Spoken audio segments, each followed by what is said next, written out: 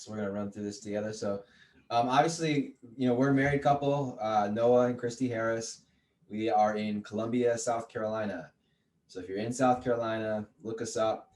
We've got local meetups. We're super easy to find. We love to connecting with people locally, but also nationally. That's what's cool about REI USA, and is meeting people from all over the country.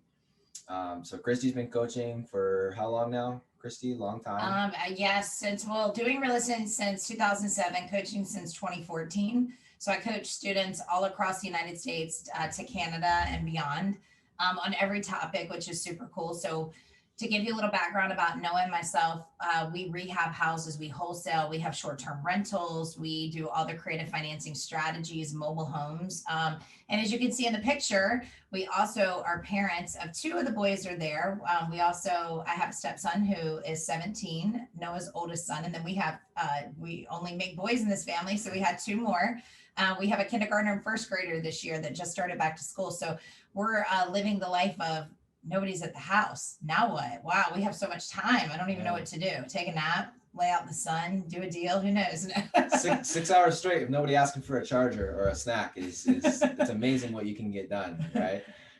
So I'm gonna keep checking if there's any comments or questions. We can't see them when we got this slide pulled up, but we'll take a little intermission halfway through and answer any questions that you might have. So rehabbing has been a big part of our business. It will continue to be a big part, and it really doesn't matter. Here's why what we're teaching is so important for so many people. Even if you're wholesaling, do great wholesalers need to know how to estimate repairs and work with contractors? What do you guys think? Absolutely. Absolutely. Even if we're keeping properties for our rental properties, are we going to fix them up and maybe do the BRRRR method and cash out refinance? And so is working with contractors a big part of our business, even if we're just doing rental properties?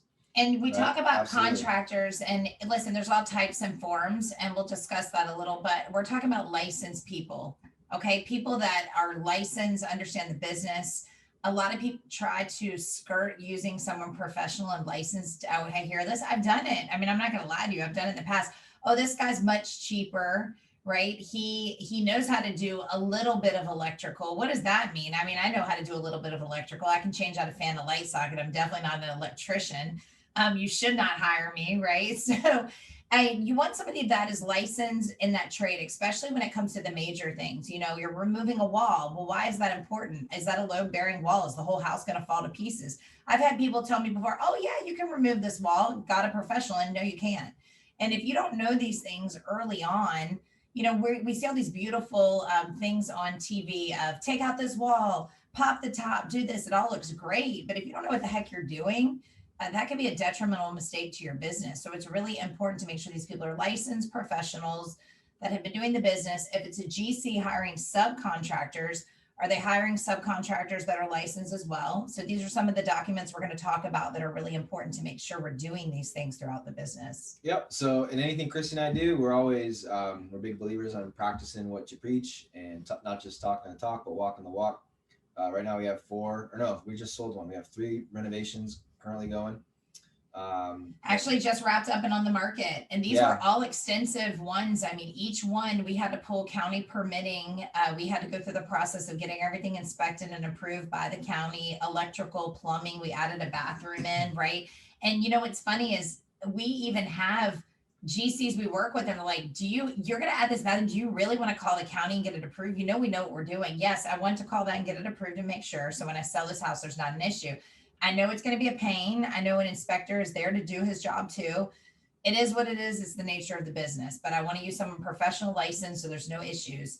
And we'll talk about what issues could arise. And we've had this happen on houses of things that we thank goodness use licensed people, because we were able to file claims on their insurance. And had we not done that, we would have been out of pocket and trying to, fix the things ourselves. That's a great lesson. We'll save that story for later for sure. Yeah. So you learn a lot from that. So we're just going to share real quick. Here's one of our current projects, just went on the market this week. This is a 2,000 square foot house in downtown Columbia, historic neighborhood. This house was cool because it wasn't classified as historic.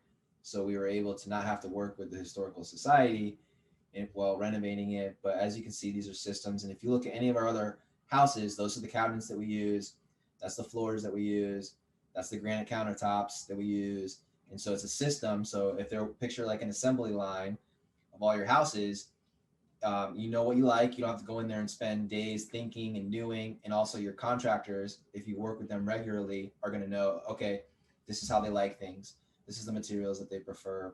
And the idea is to make everyone's life way more easy, right? So if you look at any of our houses, this is a snapshot of what they look like. And you know what's good is working with a contractor that's worked with other people that's done a lot of renovations. They know what people desire in the areas, and this is something you should do too. Look in your market, look in your zip codes, what's actually selling, and you know, like why do we go with those brown floors versus gray floors, guys? We do gray floors, brown floors. It doesn't really matter in our market. We research that people love both. What's the popular paint colors, right? What are people into right now? It's really important to know that, because if I'm flipping houses up north, down south, wherever, there might be something in South Carolina. People don't love shiplap. You see that on the walls in the second picture. Everyone loves that, but people in the South love shiplap. So that was something we went in and did. Yeah. This is just one of them, right? So what we're going to be talking about tonight is, we can show you tons of before and afters, right? Here's a before of one of our favorite properties. It's we're in an Airbnb downtown, right? There's the after. We got tons of those. But what are we talking about here tonight is how do we get from this to this? On a budget. On a budget. And what happens during this stage, right? What happens when your house looks like this, right? So hopefully, and what really sparked our interest or made me say, hey, look, we need to teach this to REI USA. I heard Christy on the line with someone that she was coaching, and they're like, I gave a huge down payment. The person never started. Imagine like putting 25% down, the person gets you here, and then you never see them again, right? So how do we prevent these types of things from happening to keep you safe and build a good relationship? And I'm going to bust a myth right now, because everyone says, oh, the market's so high, which it is great. It's competitive. There's low inventory. That is a true fact. I mean, that's happening in our market. Every market I coach in, it's happening. But the myth is you have to pay a contractor a down payment to start on your property, okay? You got to give them at minimum 10%. They're so backed up, they're not going to start on your project till they have something down. Now that might be true. I don't know. Did you get references of this person? Who else do you know they've done? Have you seen the jobs they're doing? 9 times out of 10, every person that I coach that put a 10% payment down, for some reason, then that contractor, I'm not saying they don't do the work eventually, they end up delaying the process. So that's the exact situation Noah's talking about. Somebody put money down, and then it was excuse after excuse. Oh, I can't start now because my subcontractors took another job. Well, why did you take my 10% and tell me you're going to start? I'm confused. So when you hear those things, sometimes it's legitimate. They do have jobs going on, right? And they don't want to focus on a looky-loo that's not going to follow through. But 9 times out of 10, they're using your money to float another job that's going on. They haven't gotten the money. They're bad with their budgeting. They're over budget somewhere else. They're going to take your 10K you gave them, use it on another job to pay for materials to finish that up, delay your project to start theirs. And that's where things start to go wrong. What else tends to happen is we somehow put the 10% down and then feel bad and don't want to push the contractor to start, right? We don't want to stay on them. Oh, okay, I'll be out there Monday. Guess what? Always check on your projects. Don't believe what anyone's saying, especially if you're new to this. If you've never used someone, you should be there checking on your projects. Guess what? Mondays, no one's there. Thursday, no one's there. Oh, yeah, everybody got backed up. They'll be there Monday. Next Monday, no one's there. I can't tell you how many times I had people go through this for 2 months before they're finally like, Christy, are these people going to show up? I'm like, no, they're not going to show up. You need to treat these people like your children. You need to be on top of them. You really have to, because they're going to do whatever you allow them to do. So what we've learned over the years of doing this is there's really 6 documents that we always put in place every single time. Now you might, and I'm about to share those documents with you. So even if we're using the same contractor, every single time we're going through the same system. It doesn't matter if it's a new house, a new property, right? When we're done, we have everything filed, organized. That's the idea. That's what we want, right? So here's the 6, write them down, and you can go back and review this. What's cool is some of these documents, we'll tell you where to get them, and they're also in the REI USA library. So now you know, like, oh, that's what that's for. This is the importance or the power of having this tool here. So, and if you're driving now, you can't write these down, go back and watch this. It's going to be on replay. So you can go through this again to make sure you have those documents. And I can't emphasize how important it is to do this with every single person on your job. Okay. Are you ready? Mm-hmm. All right. Go. You look great tonight, by the way. I just want to tell you that. All right. Here we go. Number 1, scope of work. Scope of work. So Christy, explain to everybody like what the scope of work is. So a detailed, and I even call it a detailed scope of work. So this is important. You go meet a contractor and you have ideas in your head of what you want to do to the property. Maybe you don't have ideas. This could be your first rehab. You want to remove a wall. Can you remove a wall? You want white cabinets, right? You want those nice gray floors and gray walls, but you have none of this written down on paper. So, or you just kind of wrote a couple things down, but it's not detailed. There's something that you can't give to that contractor. And you have to remember this, everyone. Contractors, as much as they want to be entrepreneurs, they are a lot of times technicians and managers in their business because they're busy juggling multiple jobs. They don't have someone to do all the paperwork for them. They don't necessarily have an assistant. The only time I ever find out someone does is usually their wife. It's like a husband and wife team. The wife might be the behind the scenes, the one that kind of types up the bid and does the scope of work. So with this scope of work, it's a breakdown of everything you want, room per room, line item per line item. Now you're thinking, why do I have to do that, right? Like, isn't this something I tell the contractor to do and then they come up with this magical scope of work? The hopes and prayers are they do. 1% of the time, you have an amazing contractor. We do. I have a GC I found. His name is Andy Green. That guy, Noah laughed. Noah said he writes a scope of work like he writes a police report. I'm like, oh, he used to be a police officer. That's why. It's detailed. It's like, here's the trim I'm going to use. And that's what you need to create before ever going to meet a contractor. So do some practice run on houses, walk houses, write down room per room. What do you want in the kitchen? I want the floors removed. Okay, demo floors, demo walls, new electrical. Well, what does new electrical mean, right? Like that might mean the box. Does that mean the electrical sockets on the wall? You want those changed out? If you've ever walked into a house, guys, in an old house, they have those yellow electrical sockets that look very old. If you want those switched out to brand new white ones, you should, because it makes the house look old. So simple things that you want done, make an entire list of that. You can go through and use an Excel spreadsheet. If you have materials that you want to use, I don't expect you to know all the plumbing and electrical, especially if you're starting. I still don't know a lot of those, but I do know what kind of cabinets I like. Shaker cabinets, what type of face cabinets, soft close, drawers, all of that. You're going to go through exactly what you are using down to the doors, the hinges, everything. Doorknobs, ceiling fans, bathroom vanity lights. What vanities are you going to put in a half bath? What vanities are you going to put in the master? What are you going to put in the second bath? Light fixtures. And you can practice walking through your house, like creating an Excel spreadsheet or a list, and then going on Lowe's, Home Depot, maybe walk in the store, saying, hey, this is the one I'm going to use. Here's the SKU numbers. Here's the item numbers. Snap a photo of it if you want to, so you can put the photo into your scope of work. The idea here is that you can hand over something to someone and they know exactly what is going to happen, what's going to go down, and what's being replaced, and the materials that you're going to put in there. And this is also really important too, as we get to the contractor agreement, where now we say, hey, this is everything that's going in, and I can handle getting this to you, whether we buy it and have Lowe's or Home Depot deliver it on the truck, right? So quote me on labor, right? And also building, if a contractor sees that you have all of your ducks in a row and you know what you're doing, and we know what we're doing, what we want, they're going to be like, wow, these people have it together. Even if you're brand new, if you sound like you're very detail oriented and you know what you want, there's a less likely chance someone's going to try to take advantage of you. And I promise, if you're super detail oriented and they're not, they're never going to call you back. They're going to say, I don't want to work with this person. So you're already surfacing out the bad contractors from the good. And it's really important to that. Keep items. So we have like a low, medium, and high rehab. So if it's a rental, we're not going to put the high end fans, fixtures. We're going to put lower end depending on the rental, or maybe if it's a short-term rental. I know Stacy and the REI USA actually has something. There's a program and a system called Real Flow. that we actually utilize that you can put a lot of these materials and items into. And I think Stacy has a link in the REI USA of where you can actually download that. And you're going to, whether you use your own Excel spreadsheets or systems out there that are out there for real estate, it does help kind of put everything together for you.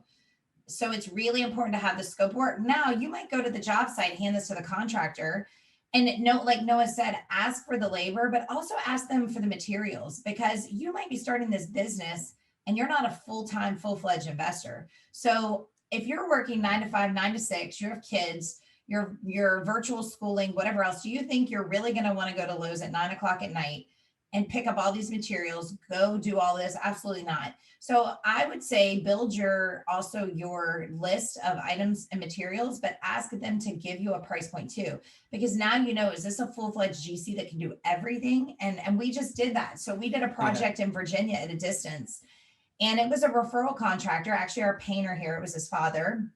It just happened to work out in the hometown I grew up in. There was a deal from a wholesaler we bought.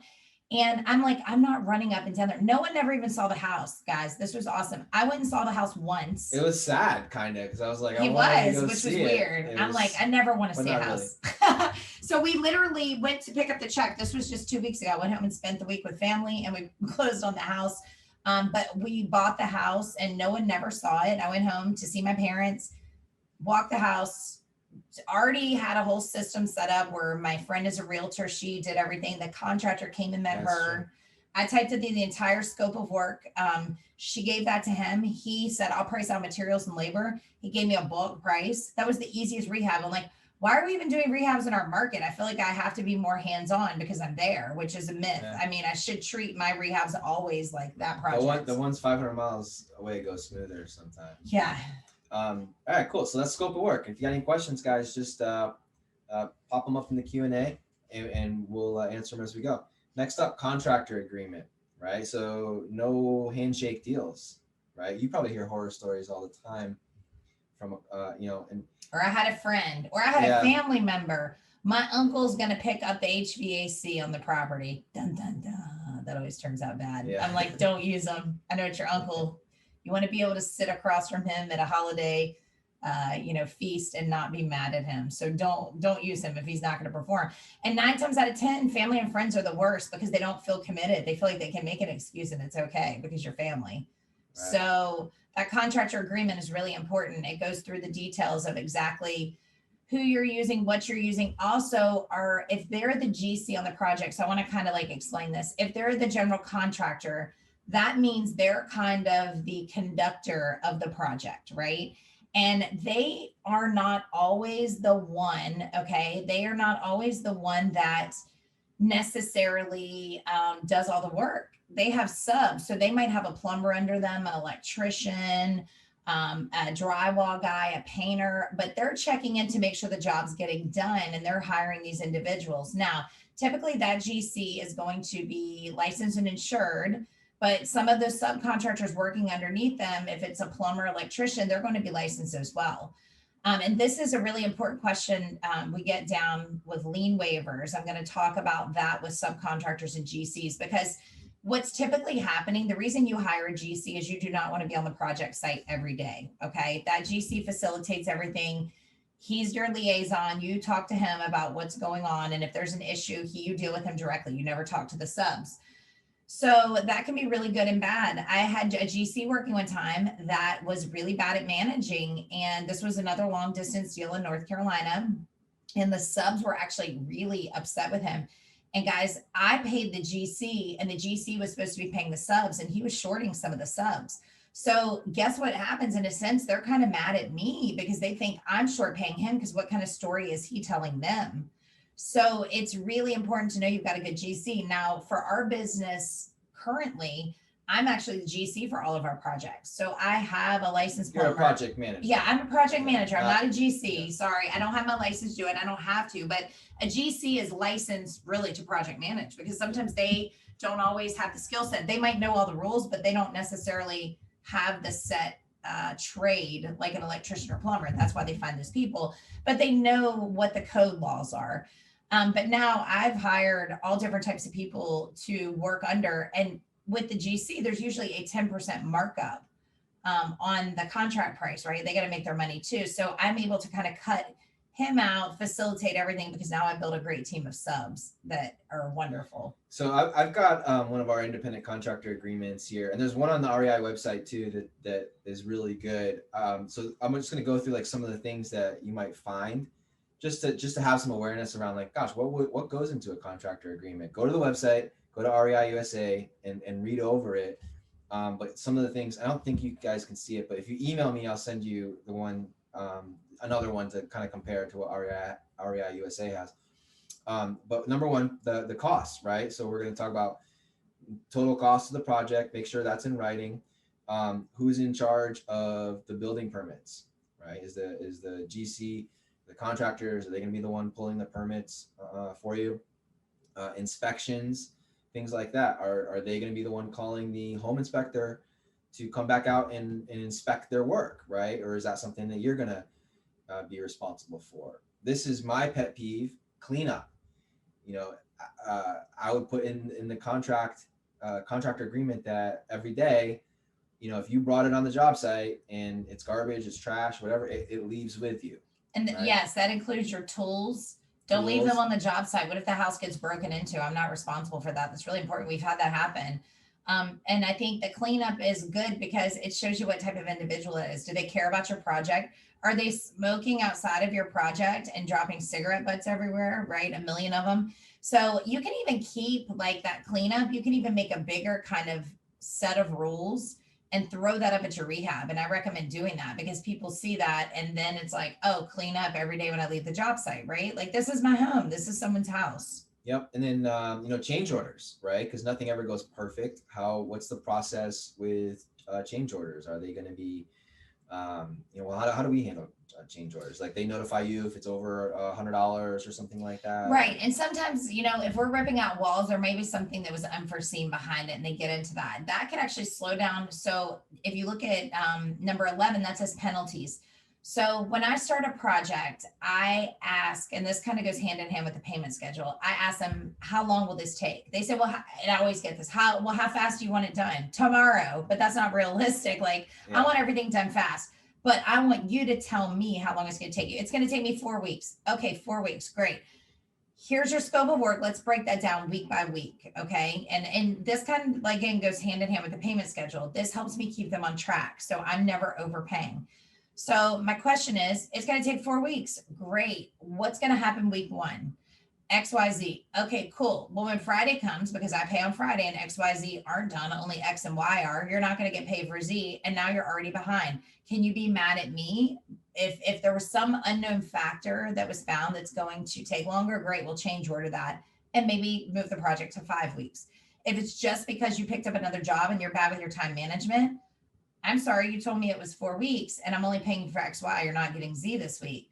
Well, we'll have it done Monday. Okay, great. You'll get paid the following Friday. Let's change everything. So I keep up with that because if you don't, now you have someone who's mad at you. Now people are really good at like flipping the script real fast. When they're not getting paid and something's not done, they're mad at you, even though they were the one that told me. And that's why I asked them, how long will the project take? Because they can never come back and say, well, Christy, you were unrealistic. You wanted it done in 3 weeks and it takes 5. Nope, you told me 4. And I hold my guns. And I love my contractors. Like, they love me. They want to stay. They're like, Sab, and I don't show up. I haven't seen you in 2 weeks. I'm like, okay, I've got stuff to do. I can't just come over, right? I have to go and like schmooze because they just want to talk about whatever. I don't know. So I go, but this is important because this business, when you start working hand in hand, bleeds the lines of business and friendship. Like, don't be mistaken. I'm a super nice person. I love everyone, but this is business. This is how I feed, we feed our family. So we have to stay on track. I have more jobs coming, guys. I want to, get you more business, but if you can't keep up with this, how can I get you more deals? I'm going to have to hire another contractor. So that goes down to the penalties. This is really important. And I explain and have the GC read, or the subcontractor read all this stuff. Penalties. You said you're going to be done in 4 weeks, right? Yes. Okay. For every day past that 4 weeks that you're over, you're going to be docked $100 per day because you said you could finish the project in this time. And that's assuming everything goes smooth, right? Well, sometimes they're just sign, sign, sign, don't read it. And I just had this conversation with that same individual that Noah was talking about, that the contractor finally got moving on the project. If you docked up all the days they're over, the contractor owes the investor $9,000 because they are a month behind. I mean, it's not even a month, it's like 90 days behind. It was like $100 a day. And they're like, Christy, I mean, he signed this. Can we enforce this? I'm like, it's a business contract. Of course you can. Now, is he going to pay you? I don't know, because of you let him slide with everything else, he's going to try to make you feel bad. But realistically, this is a legal binding contract. It is business. So when I'm going through this with someone, I'm like, please read everything. If there's something you disagree with right now, let's talk about it, because this is your contract. Yeah, and the, the yin and the yang too. If they finish early, then that you could throw in bonuses, right? Maybe the $100 swings the other way too, right? Yeah, absolutely. And I think that's really important because, you want to, for me, it's a business of helping. And I learned this one day. So my painter is young. He has 3 kids, a newborn baby. He's in his 20s, him and his wife. I mean, they're no different than us. We have kids. We're all in the same business. And I had an investor visiting, and he said, why do you like working for Christy? And he was like, well, I like learning from her because she has a system. So I want to operate my business like that. So I find value. And I was like, oh my gosh, that was really nice. Like, I had never asked that, right? I just, it was cool to hear. Then 2, it's like Christy always pays on time, like always pays every Friday. There's no ifs, ands, or buts. She doesn't question anything. And I said, but you know why I pay? Because you have your work done. So we just have a common good working relationship because of these contracts. And so in the contractor agreement, it's going to say the work to be performed is going to be part of Exhibit A or whatever, right? And Exhibit A would be the scope of work. So you would attach your scope of work to the contractor agreement. And then when you talk about payment will be made in accordance to Exhibit B. So Exhibit B would be the payment schedule, right? Week 3, week 4, whatever it is. And if you guys want to take a look at that, check out the REI USA website, and I can also send you stuff that we use too if you want. And then, all right, W-9, Christy, tell them why that's so important. So and when should they get it? Yeah, this when is really important. And guys, I gotta plug in the computer. And the reason Noah's saying this, I mean, I'm not perfect. There's been times, like even for people that have worked for us for a long time, sometimes you do get lazy and sometimes you do get sloppy because you're like, oh, they worked for me for 3 years. I forgot to get this signed. Is it really that big of a deal? Yes, it is, because you never know when a relationship will go bad. So that W-9, every contractor that's working for you, you have them fill that out. And what that is essentially is an item that they fill out that basically says, I'm responsible for paying my taxes on the money I've earned, because remember, they are not an employee of your company. So essentially, if they are, they have a business. So like we have a business, our company is Revive Homes. We have a tax ID number for our business. Some people are sole proprietors. They use their tax ID number. So they would just put their name and tax ID number. And why this is so important, so important, I can't enforce this, to get it now. Because if you don't get it signed now, after they've done the work, you have nothing signed from them. So when you go to file taxes the next year for the previous year, you're going to send them an item called a 1099. You can actually send those or have your accountant send those.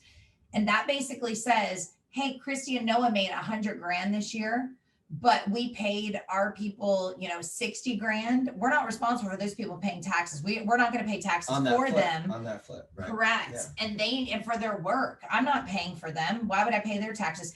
And I've had contractors get mad at me. Well, I'm giving you a discount on all this work, so I don't have to pay taxes. What? I got to pay taxes on my money. Why don't you have to pay taxes? That's the most ridiculous thing I've ever heard. Everybody's got to pay taxes. So you have them sign this from the get-go, because once they're done with the work, what if they never do work for you again? Now you're at the end of the year, you're trying to get them to sign something. They're like, forget you. I'm not paying taxes on this. And you never want that to come bite you, because the IRS can come back and say, hey, you paid $200,000 worth of work out to these people and they never paid their taxes. Now, Christy, no, you need to pay their taxes. No, I don't. So make sure you get that signed. Yeah, I had somebody the other day was like, well, you could always do cash. I was like, this ain't a garage sale. We're running a business, But right? it's easy to go, oh, they are cheaper. I'm just gonna pay them Yeah. and it's okay. Now, I think it's up to $800. Someone can do work and they don't have to fill out a W-9. It changes every year. I think it's $800 this year, 750 to 800. So you need to check to see that. But once they do more than that work, they need to fill out a W-9. Absolutely. All right. So the next one up, lien waiver. And this is so important. So there's some things that we're gonna, I would say everything there gets signed before we start work, right? Don't say, oh, you know what, just go ahead and start. We'll get the paperwork done later. Don't do that. Get everything there signed, except for the final lien waiver. So the final lien waiver is the last. So after you do your walkthrough, your final walkthrough, your punch list is completed, and you're cutting that last check, that's when we would sign off, have them fill out the final lien waiver saying that they've been paid for all of their work, right? And we're square. So this happens a lot of times. Somebody has to fire their contractor because they didn't finish in a timely manner. So we're gonna kind of go back to that contractor agreement. Hey, John Smith, you did not finish your work in 4 weeks like you said you would. You're actually over by 4 weeks. You actually owe me for 4 weeks now. John Smith says, no, I don't. I'm not paying anything. Oh, remember that contractor agreement you signed? Yes. Okay, great. So now comes the lien waiver, right? John Smith, you are actually over and I owe you money, but you owe me money. Are we square? Yeah, we're square. Fine. I'm willing to move on. Great. Get the lien waiver signed. If you don't get that lien waiver signed, even if you paid them, let's say everything went great and you paid them for 100 grand worth of work they did. And all of a sudden they say, oh, Christy, this is why these contracts are important. Christy, you said you were going to pay me 120 grand. You only paid me 100 and you never got that lien waiver signed. Guys, they can come back and put a lien on your property. So everybody that works, will always be signing this. So like we had a house one time and it was in North Carolina. It was in Asheville and we were flipping. Remember this? Yeah. And so we're finding new contractors, right? And we found someone and we didn't get along, and you'll see why here in a minute by how they did business. But Christy ended up firing him. Well, a few weeks later, we got an email from the contractor and he was like, I'm gonna, you still owe me like $3,000 for work. This was the same gentleman who the subcontractors did not like because he wasn't paying them. And it was like $1,200 worth of work. It wasn't. So it was like and he was listing the things that he had done that he felt he should have been paid for, and then on there he put like gas receipts and things like that. And what was really interesting was he was threatening to put a lien on the property because the house had just gone up for sale. So imagine this person says, okay, I know they bought it for this. I know they're probably going to make 100 grand because everybody thinks you make all this money flipping houses. But doesn't know about taxes or anything like that, right? So they see the dollar sign, so they're like, well, I'm gonna put a lien on this house, and no matter what, they're gonna pay me my $1,200 because otherwise they can't make their money. And so it was kind of like a scam. Essentially he was trying. Yeah, they feel like they pigeonhole. So, and it got to a point where I'm like, in my mind, right? Sometimes you have to think about this. My degree's in psychology before real estate. It's like, okay, he's gonna file a lien. He's gonna pay to file a lien for $1,400. I'm like, is he really going to do that? Because by the time he spends all that money and does, and what if I fight it? Now he's not going to get his money. This is holding up the property. I said, oh, that's fine. I said, I'm going to have my attorney send you a certified letter then with everything. You're not getting paid. You didn't do the work. I have pictures of everything, right? Because I have documentation of the work he had not done. Yeah. And the work that he said that he had done wasn't even included in the scope of work. So some of it was stuff we never even asked him to do. Correct. And we had the lien waiver signed that showed that he was satisfied and had been paid his last paycheck. So he really didn't have a leg to stand on, right, even if it had gone. But let's just say he didn't want to sign the lien waiver. Like we were at the end of the project because he was over time. I had to fire him. And this is where it gets like, I tell people, you got to step up because if they think you're going to back down, because I've had students I coach do this, well, I'm just going to go ahead and pay them money because I'm afraid they're going to put a lien on their property. I refuse to do that. I'm not going to pay for work you haven't done. I don't get paid for work I haven't done. So let's just say he didn't sign that lien waiver. And he said, listen, that $1,200, I'm going to file a lien. Okay. Well, I have documented pictures of the work he did not do or the bad work. I said, that's great. I have an attorney on my team. I'll have him send you a certified letter. I said that. Guess what? I never heard from him again.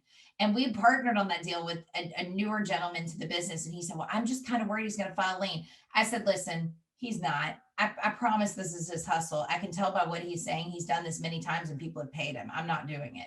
And nothing came from it. So 9 times out of 10, that probably is going to be what happens.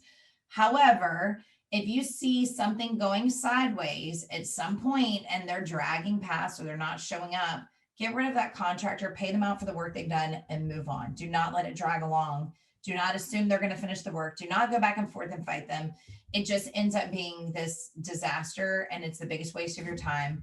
And I promise if you have to get an attorney, you're going to pay a lot more than whatever you did. So just work it out. Yep. And then last, we just want to make sure that we're. Oh, go ahead. Go ahead. Well, okay. So the lien waiver, I'm sorry, this is really important. So a lot of people use a GC who hires subcontractors, and I get this question a lot. Oh, yeah. Okay. So if the GC is paying the subcontractors, when each subcontractor is done doing work, like the plumber and electrician, because that's not the GC doing work, the GC cut the check for me. He's cutting the check to the subcontractors, right? So technically he's supposed to pay all the taxes for them. Do I need to have the subcontractors sign the lien waiver or just the GC?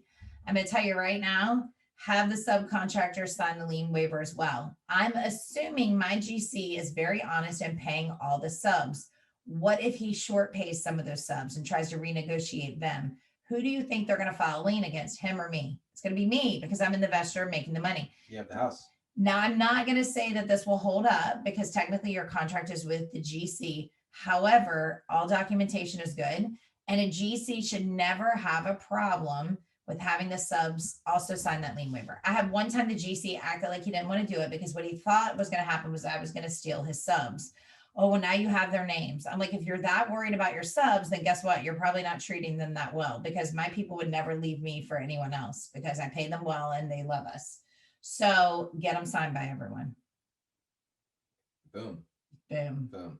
It'll save your butt on the back end. And then we're always making sure that they have the proper insurance, right? And have them sign off on that they have all their workman's comp if it's required. Right. Insurance. And what covers what. And so this is the importance back to a house we had. It was a Friday. This was a couple years ago. We had just finished the rehab. The house was ready to go on the market Monday. It was Friday. I'm not even kidding. We swung by the house for some reason. We were heading out of town to Greenville, South Carolina. We were picking my oldest son up from school. We had the car packed. I was like, let's just go by the rehab and just make sure everything looks good. Because it was going on the market, right? And I was like, I want it to look clean. I want it to look neat. So, I hate this story. So Noah is the most calm person. When there's an emergency, he's still calm, but moves at this really slow, fast speed. It's like funny. It's almost like, is that even your fastest speed? I'm the one who's like hyper mode all the time. So I'm on a phone call talking. Noah goes in the property. I see him come out of the property at like this high, slow speed. And it's like this look of, oh my God, I'm thinking someone's in the house, someone's stolen stuff, someone broke in. No, what had happened was the plumbing in the kitchen on this house that was completely newly rehabbed.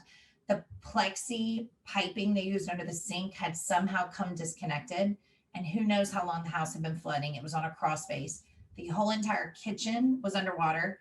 And thank God there was a crawl space because all the water was falling underneath. The living room and the eat-in area, the floor, it was laminate water. Thank God it didn't get up to the cabinet line. I was like, oh my God, get the water. I always have a water key at every house, or we have one in our car. That's another tip. Yeah, that'll save you so much money. There you go. That was worth your time here tonight alone. Yes, and when you just carry a water key with you. I didn't even know what a water key was until I started flipping houses. All my tenants, on my rentals. If I could have a necklace with one of those water keys, it'll save your life. I would rock or it every shut day. off valves on everything, Yeah. right? But a lot of houses don't. But that water key, even my tenants, our tenants on our passive income properties know how to turn off the water at a property at the main, just in case something happens. New plumbing pipe popped off and the whole house flooded. So here we go. We're about to head out of town. I just wanted to cry. Are you kidding me? Guys, we used a licensed plumber. So guess immediately what happened? Called the plumber. He had to file a claim with his insurance company and pay for over $15,000 worth of work to get that house back on the market. If we had used some gyp joint, non-real plumber that just knew how to plumb, I kind of know how to do it, we would have been on the hook for that. And we would have had to use and file a claim against our insurance and pay for all of that, which ultimately would have been a $5,000 deductible because we have to carry vacancy insurance on the property. And that would have been out of our pocket, right? And out of our profit. So always use licensed people. Yep, for sure. Mhm. And then the payment schedule, we kind of talked about that, right? So these are the 6 core, right? And the idea here too is to also work with your contractors. Your contractors, even though they own their own business, we consider them, part of the family, right? So the idea isn't just to go, hey, this is how I want it done. And it's, how can we work together? Especially if you're new and you're working with someone who's done this 100 times, we want to, create a win-win scenario for both parties, right? And so it's good to take this to them and say, hey, look, this is the skeleton, if you will, of the scope of work. I want this stuff done. If you see anything that I don't see or I don't know, like let's put some meat on the bones to this thing and really build out the scope of work together. And it's also really important for my GCs. Again, hopefully I have project after project, and we do typically. But let's just say we have a lull, or maybe like over the summer. Generally, that didn't happen this summer, but typically we wholesale over the summer and we rehab the rest of the year. So, the kids are home, so COVID's kind of thrown everything off. But we like to spend as much time with them and travel and do. So sometimes I don't have a project lined up. Well, my guys are very loyal to me. So if I can find other business and jobs, like if someone asks me, and I have this all the time, hey, do you have a good flooring guy? Yeah, Brandon's amazing. Call him. I'll push him out on my social media. Hey, I've got a great flooring guy to our investor group. And I think it's really important to, keep feeding these guys. If you can't give them business right at that moment, they have families to feed and they're good. Keep them moving. Do your part as well, and vice versa. They refer properties. They bring us leads. They have other good people. It really needs to be on that level. And I think sometimes, just communicating, like I tell the guys, I'm like, we laugh because they're making good money because everybody's busy right now. They think we're always making $1 million in their mind or whatever number it is. And I said, listen, guys, if I was making $1 million on this property, you'll never see me. I will never be here. I will never be at a project. Like I would, why do you think I'm here rushing you to finish? Like I'm trying to get my check too, just like you. And they laugh, right? But I think it's just keeping it super honest and upfront with them, and having a great relationship and treating people with respect. My father is the biggest technician. He's a farmer. He hung drywall for a living. He worked very hard. So don't undercut these contractors. Everybody's got to make money. If I'm undercutting one of them, it's like basically telling my father he's not good enough to make a check either. They're doing way more work than I am. I might be doing the mental work and raising the money, but I'm not doing the physical. That physical is way harder than anything. I promise you. Go, if you don't think it is, go out a day and work physical. It really is. So I keep that in mind. Like, they work hard, and be appreciative, because without a good team, you don't have a business. Yeah, boom. And how do you attract good contractors? And it's having these documents in place so that they can, they're not just there to protect us, but they're also there to help protect the contractor as well, to ensure that they're getting paid when the work's done. And getting referrals and references, asking them like, hey, is there a project you're working on right now? Can I come see that project to make sure their work is quality? That's really important. And if they can show you that, then they're not going to try to scam you, right? So it's funny because a good contractor, when you pull out these critical documents, like that contractor I talked about that we use, he was like, oh my gosh, this is amazing that you use this. This is awesome. Like it made him feel so reassured. A contractor that ghosts you and you never hear from when you give them these, you're lucky, because that would end up being a disaster in 4 months when the project was supposed to be done. So be grateful that this is done. The permits, even though they give you a license number, make sure that is them. I can't enforce this enough too. Some people use their uncle or brother's license number and they're operating under them. Make sure that license is theirs. And it's also a legitimate active license. You can go call the county and you can go to the county website to pull up all active license to make sure it's not on hold or expired or any of that. That's really important. Great tip. People forget about that, I love to trust people and I want to think everyone's great, but the reality is just, make sure. Any questions?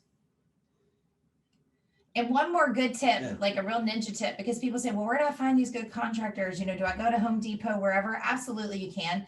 Where I found some of my best people is going to our smaller suppliers. So we use a lot of like mom and pop stores for like wood and plumbing and doing. These people have been in the business 30 and 40 years. And I love using them because they know everyone. And if someone's bad, they know who's bad and they know who's good. And that really matters. When you go to Home Depot and Lowe's, there's so much turnover. Sometimes they just, they only know somebody that comes in and buys stuff, but they can't really speak for their quality of work. These small suppliers really know. So I think it's important to build those relationships with them too. So guys, I'm going to give you, I'm going to pull this up one more time. If you have any questions, you can always reach out to us. Angie's List, Mark was asked. Have we used Angie's List? I have used Angie's List. This is so funny. I just met a representative that works for Angie's List. And I'm like, do you even he came to our meetup group and I'm like, listen, I was a member of Angie's List. This is a true story. And I am embarrassed to tell this, but I will. This was like before we were ever married. This was in like 2006. And I think Angie's List was started sometime around there. I moved from Florida to South Carolina. I hired someone to do landscaping, was a member of Angie's List, didn't check Angie's List. This guy did the crappiest work. It was horrible. This was like when I first started real estate in 2007. He did awful work. And literally I pulled up Angie's List and he was on there for doing awful work. And I'm like, why do I have this system I've never used? So when I tell you use the systems, use it. Angie's List is very good. Thumbtack is another one, thumbtack.com. That's not necessarily always for all licensed people, but it's for everything. I mean, like we've had people, when I sold my house in Florida, we used that to find painters and different people, and it was really awesome. Thumbtack. Mm-hmm. Thumbtack. Cool. Yeah, I mean, it doesn't hurt to reach out to people and interview them. Yes. Right? And see and do. Completely. And I always say, talk to people, just get to know them. Sometimes when you have a bad feeling, like I always tell Noah, I'm so mad at myself when I have this gut feeling that just something's off or this isn't the right person. And I end up using them because for some reason my mind is like, okay, yes, everything they're telling me works.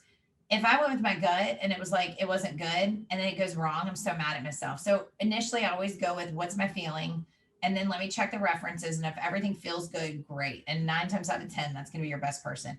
But can you get hosed or someone trick you, or can someone go through a bad life situation? Let's say you have a great contractor that checked out on every level, and then they were going through an issue in their family life or home life. I have to account for that too, guys, right? Like things happen. So just be human, I think is really important because people are going through things right now with family, with COVID, with emotional, sending their kids back to school, homeschool. I mean, everybody's doing everything. It's not just us, it's everybody. So I think just be like really human and talk to people, and that helps too. Have compassion. For sure. Where are you guys from? Are you in South Carolina?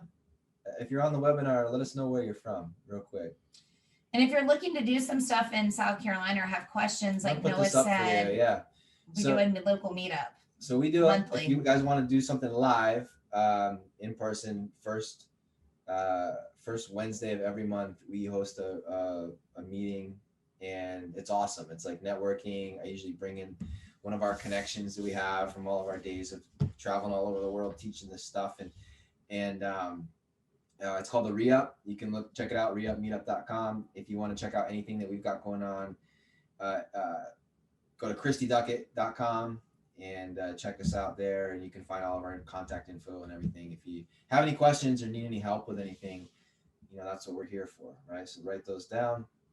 And if you're in South Carolina and you want to come to the REI, love to meet everybody. I know this is REI USA, but yeah, and we host the super the water's warm in South Carolina right now. Yeah, and we host the super group every month. We do this every month for Stacy on REI USA, and we love it, and it's great. And get on here and learn and get more information, and kind of go through.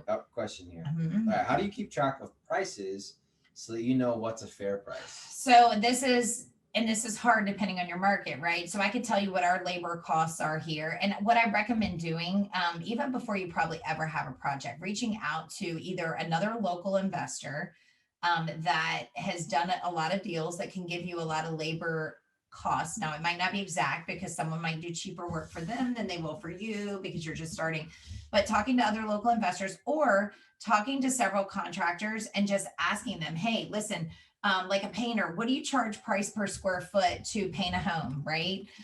What do you charge? Like, I know what my guy charges price per square foot to lay laminate. Okay. And that's important because I can figure out, like, I know how large a house is. I know how much laminate I need. If he charges $2 price per square foot, I can just do the numbers on that. So at least I have a general idea. So it's really, I think, important just to talk to local people. So reach out to them because you're going to need these connections. You don't have to ask them to come out and, do a walkthrough on a property you're not going to buy, because yes, people do get annoyed. Like if you ask someone 5 times to come out and walk 5 different properties that you don't even have under contract that you're not closing on, that's annoying, right? It's like working with an agent that you're not buying a house from, or you don't have the money.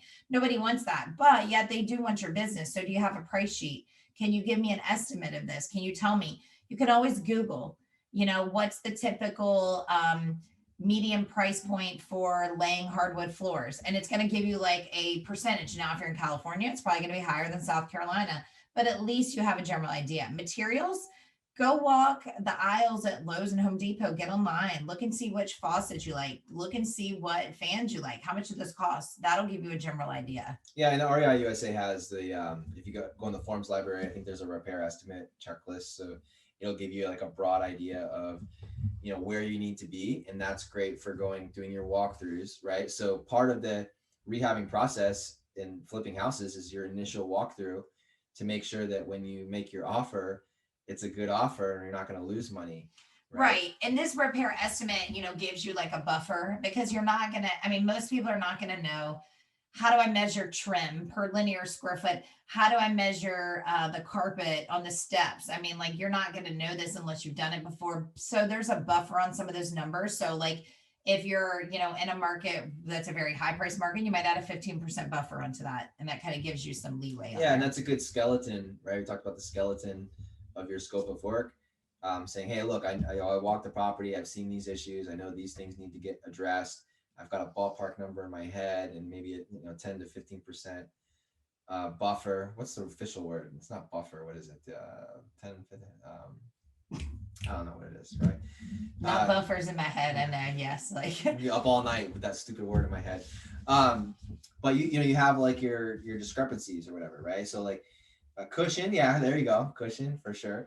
Good job. Thank you. Thank you, Dana. Thank you, Dana. So you have your cushion. Your right? Spread kind of. So if your rehab is a $25,000 spread, you're going to put a 10% on top of that. And that's for like your unknowns. Like, maybe I don't know if I can take out this wall, but I'm going to wait.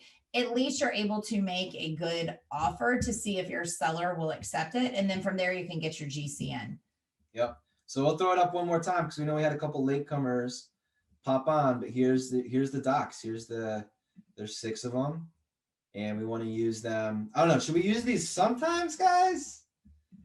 Or should we use them all the time? I don't know. You tell me. Should we use them? I don't know. I guess it depends if you like to gamble sometimes, and go to Vegas and just, Or should we use them all the time? I don't know. I think we should use them all the time. I don't know. See if you agree with me. But scope of work, we got everything in writing with our contractor. Even the porta potty. Who's bringing the porta potty, right? Got the W-9 for our taxes. We get that signed up front. Once all the work's completed, we're going to sign a final lien waiver to make sure everyone's square. We got record of that. Everybody got paid. Making sure that they have proper insurance. And then the payment schedule is going to be in advance. And we're going to tell our contractors, we love to pay our contractors on time. We love to pay our contractors because when we pay our contractors, we know that the work's getting done, right? All right, here's a cool question. We're flipping our first mobile home. I love mobile homes. Where's the best place to compare prices? Also, what type of contractor should I look for? Great question. Where are you flipping your mobile home? I'm just wondering out of curiosity if it's in South Carolina or outside of. So best place to compare prices of materials. Oh, in Georgia. Okay, so not too far. Lizella, I guess is how you pronounce that. So going to looking for a local supplier. I know in Augusta, there is a mobile home supply store that sells to smaller supply centers. So with mobile homes, depending on the year of the home, you're going to find that some of the doors, some of the windows are weird sizes and shapes. And you can't necessarily just go to Lowe's and buy that because it would be a special order. There are only 4 mobile homes. So usually there's a mobile home supply store and you can just Google, could be in the local market there. It could be 30 minutes away. And it's usually a mom and pop warehouse store that sells all the parts, pieces, materials for the garden tub, you name it. Now, what we do on our mobile home flips, when I'm actually flipping to sell versus just holding it to rent, we make it look like a house. So I actually go in and buy all our flooring from like Lumber Liquidator, laminate flooring. I keep the same tubs because once you start changing out tubs in mobile homes, they're smaller, size than like a regular average tub in a house. And now you got to move walls. I don't want to do that because people in a mobile home don't care. However, I do buy my vanities from Lowe's, so I make them. Noah might be trying to pull up some pictures. Yeah, they can't see this. Oh, okay. Yeah. He might be looking for some pictures of some mobile homes we've done. I try to make it as look at his house like as possible. I rip out the old cardboard fiberboard cabinets in the kitchen, and I use Lowe's in stock cabinets. So I try to go in and do all these things to make the house really nice, like a house. In the bedrooms, I'm typically putting carpet in, laminate throughout everything else. And then the walls, as you know, so like you can go in and drywall them, but in a mobile home, they actually have like the Luan, which is like the thin panel board. I keep that, guys. I don't go in and drywall it. There's really no need to.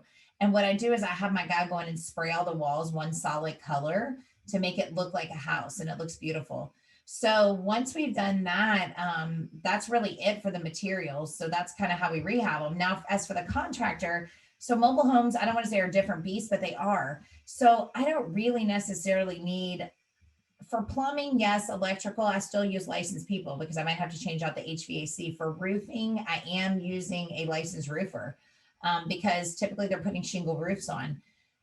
For the paint, I use a painter. A lot of times I might just use a licensed handyman. I don't necessarily need a GC to run the whole project because it's much smaller. So this is actually, can they see this picture now? This is a mobile home. Can you guys see the picture of the mobile home? This is a mobile home, believe it or not. So that I was flipping through all these photos, and we use the same cabinet, same flooring, a lot of even our single family flips. So I was like, is that the mobile home? Is that the mobile home? Is that a mobile home? Right. So we put stainless steel appliances. Now, what we do to target mobile homes. So this mobile home is in an area that the houses sell on average for like 150 plus. It's a really good school district. And we resold this mobile home for around 125,000. So it was affordable housing for someone. Look at that. That's nicer than our house. It is. It's like, what? It's beautiful. So nice. And like in mobile homes, a lot of times they have like those L-shaped weird kitchens. I take that out and do a converted open floor plan. So that kitchen space right there used to have like an L-shaped, and it was so gross and weird. And then we have a guy that comes in and sprays the tubs and the showers for us, which is really cool. See if I can get a bathroom photo. So yeah, so I find my contractors kind of the same way, but I usually, there's the bathroom. That tub was sprayed. Oh my God, there was carpet in that bathroom before. It was so bad. That is really nice. I forgot how nice it was. So we actually go in and yes, it's a double wide. That is a double wide. And we actually go in and just change everything to make it look like a real house. So what was happening is people would look at this and then they go see it. They're like, oh, it's a double wide. I thought it was a real house. But then they're like, man, this is as nice as a real house, So it's like actually was really easy to sell. And we target in those areas. So that's a Lowe's counter mirror, right? Keep the same light fixtures. You have to be careful with the fans because the ceilings are lower. When you go to those supply stores, ask them who they recommend, who do they know that works on mobile homes, because a lot of general contractors don't understand mobile homes and how to like work on them and do. So that house actually did not have a brick foundation. It had skirting. We went in and splurged. That was about $7,400 to brick in the bottom, but it made it look so much better. It really didn't matter for the financing and the resale. It was more of like a wow factor. And that house sold. I mean, we made like close to 30 grand on that rehab on the double wide. Yeah, I mean, which is awesome. Yep. Old beer bottle from Lake Ontario, right? We'll stop right there. All right, there we go. So, and if you guys like the mobile home stuff, like you brought it up. So if you want more, do you use granite for a price range? I did not use granite in that price range. Now, I do coach some students in California and New York that are flipping mobile homes, and they put granite in them. And honestly, in that mobile home, I probably could have done the granite right now for like $1,400. I wanted to stay below a budget, but I maybe would put in the granite as a wow factor. Why not? Like if it's not that much more and you can get it for pretty cheap, it's definitely a sizzle feature. A lot of times I will not go in necessarily and tile the backsplash and do that because it's really not necessary. Just look at what's on the market in there, right? What you're trying to sell it for, what your comps are, all of that good stuff. Yep. But those are like the same cabinets we use in a lot of Lowe's cabinets for the. Yeah. It was nice. I love it. I mean, I walked in there like, this is beautiful. Like, it's funny. And our like guy who does our photography and stuff and shoots some of our stuff was like, oh my gosh, this is a mobile home. I was like, I know. And like, even my college roommate is visiting now. And this is funny. We were talking about mobile homes and she's like, and this is what everyone says. She says, like, I went in one for the first time and it was like a real house. And I'm like, that's what everyone says. That's so funny. It's like a real house. I'm like, no, guys, it's a real house. It's like a real, yeah, for sure. It was nice. I'm trying to find, yeah. So, is this the same one? No, that's another one. That's the other one. I'll share this one one more time and we'll wrap it up. And these are good for just rehab pictures because some of you are in markets where there's a lot of mobile homes and it's just, use the same agreements for people, right? That we use on the houses. But this was cool. This was one we did. And actually, I love that shower back. I got that off of Amazon and it's like kind of like it's like a flooring, like it hooks together like a laminate almost. It was beautiful. Yeah, we sold that one. We bought that thing for like, I think 40,000 and we sold it for like 110. Yeah, we bought, That was about right. 37, 38. 37.5 actually. It was 37.5 we bought it. It was on the MLS. And Nice and if you're lot, interested man. in mobile homes, definitely check those out because they can be good, especially if they're on the MLS. A lot of times they're just sitting. So remember earlier I talked about having the system where we use the same floors, same cabinets, same granite or Formica countertops in this case, same paint color, right? We just roll it over into the next one. And we put stainless steel appliances most of the time because they are really nice. Yeah, that's like the same price, lots of times. So yeah. And on average, when we finally like finish our mobile homes, and most of them, need a roof, whatever, we go through all of it. We're at about a $30,000 budget, I would say. In awesome content. All right, cool. Cool. Yeah.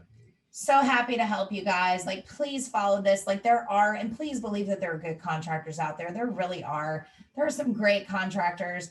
I just feel like the good ones get a bad rap and the bad ones like just are really bad. It's true. But I think it's like anything. It's what's it cost to build one of these? What you let people treat and do. What's it cost to build one well, you can buy the steps, but that's like a little bit more of a deck that we built off of.